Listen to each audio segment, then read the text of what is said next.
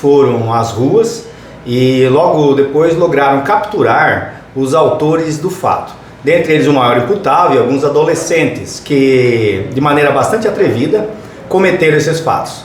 Apesar de se intitularem criminosos organizados ou integrantes dessa organização, o que se verifica é que são pessoas sem qualquer tipo de conhecimento da realidade, pessoas inconsequentes, não medem o que fazem.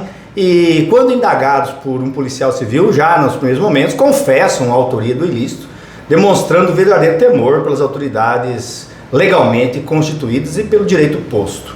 Na delegacia de polícia nós ouvimos o autor do fato, o maior imputado que está sendo autuado em flagrante delito pelos crimes de integrar organização criminosa, crime ambiental do artigo relacionado à pichação, dano ao patrimônio público e privado, apologia ao crime criminoso e corrupção de menores, uma vez que praticou esses ilícitos na companhia de adolescentes.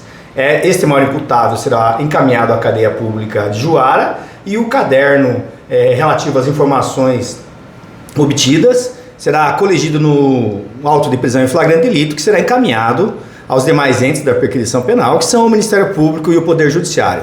Já os adolescentes responderão por atos infracionais, análogos aos mesmos crimes mencionados, e serão encaminhados ao Juízo da Infância e Juventude, bem como à Promotoria de Justiça Civil, para que esses órgãos deliberem a respeito da manutenção de suas liberdades ou, eventualmente, apreensões e inserção em instituição socioeducativa.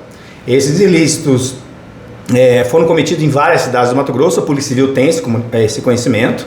O que nós observamos é que essa organização criminosa tenta inserir na sociedade verdadeiro temor, mas quando verificamos realmente a maneira como agem, e com relação aos integrantes, é possível constatar que são pessoas desprovidas de qualquer senso crítico da boa vivência, desprovidas de qualquer moralidade, até conhecimentos de dogmas religiosos, e agem de maneira como se fossem existir ou viver para sempre. Não medem a escassez do tempo de suas existências, deixando a liberdade boa ou de gozar a boa liberdade em troca de manutenções no cárcere, de passar uma vida encarcerado, só para cometer ilícitos e se sentir, por um momento, superior às demais pessoas da sociedade, o que absolutamente pode ser tolerado pelos agentes de segurança pública ou pelo próprio Estado.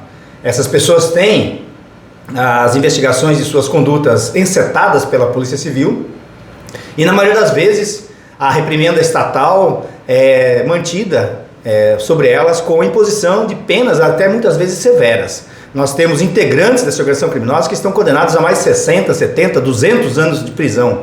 São pessoas que dificilmente sairão da cadeia com vida.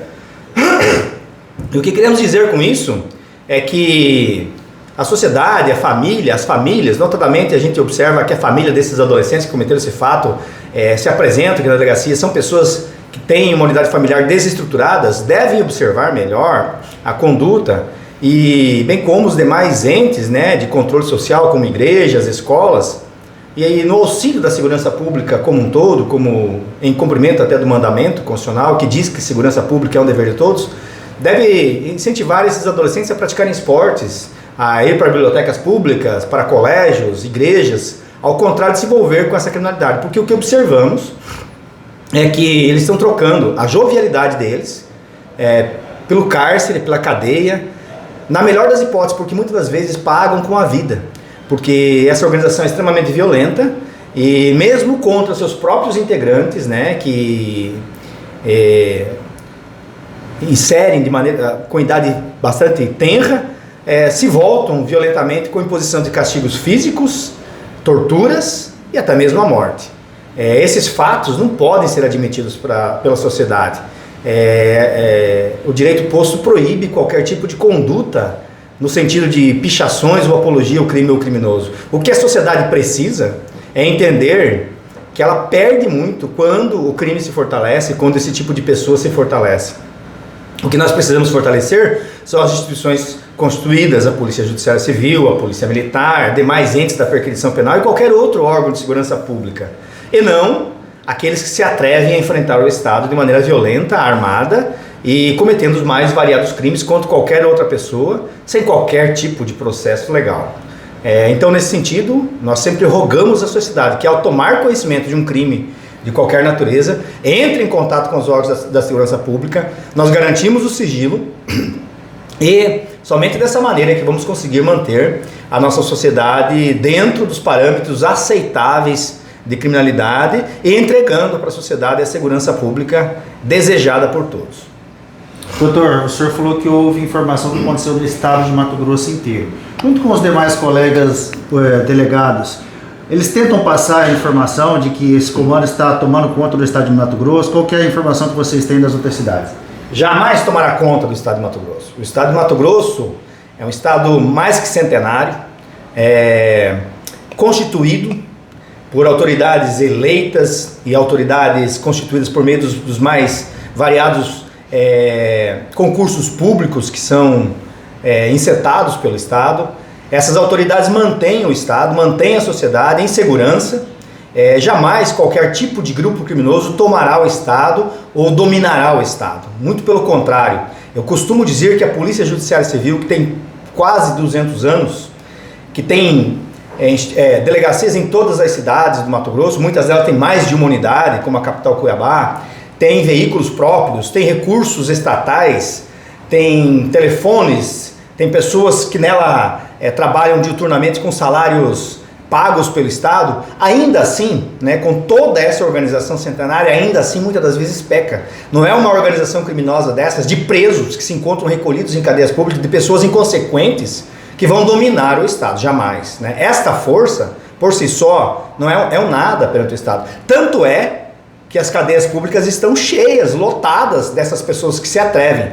Se eles fossem dominar o Estado, não estariam presos, estariam no lugar das autoridades constituídas, né? Jamais vão dominar. Ainda que um ou outro se sobressaia numa outra situação, ou que eventualmente uma dessas autoridades constituídas esteja ligada ao crime organizado, porque é utópico pensar que não existe a corrupção, né, nos meios públicos.